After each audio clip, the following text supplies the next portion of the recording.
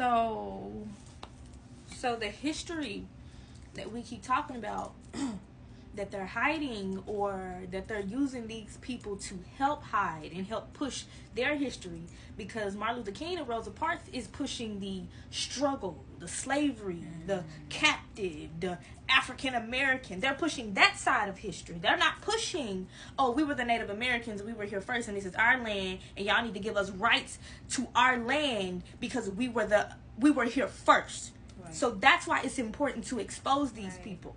And the history that we're talking about is these buildings, these old Tartarian looking buildings. Everybody got them in their town.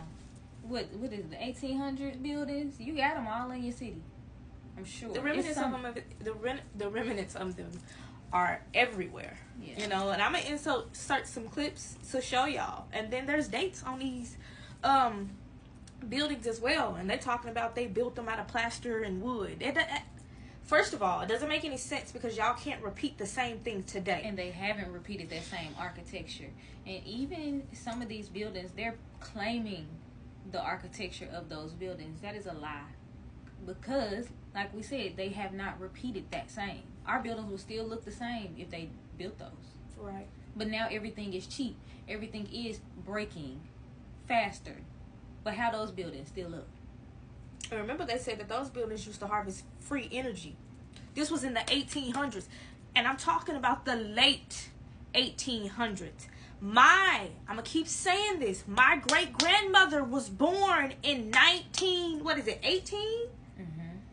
In the late 1800s and the early 1900s is when they were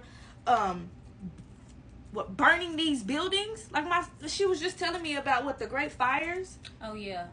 If you Google the Great Fires of any city, your city you live in, wherever, it's always a great fire around like the 1800s. They burning up the evidence in the mud floods. Yep. In the mud floods. And then if you go into, you have to. I don't know much about the dams, but something about those dams.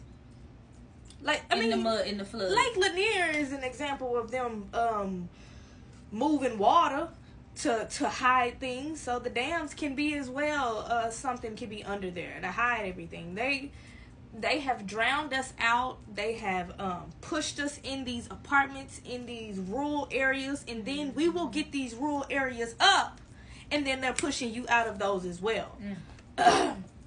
So that's why I said that it's important to reveal these industry plants, so that way we are not distracted. We are not distracted by the lie, and we can peel back into the actual truth, because the actual truth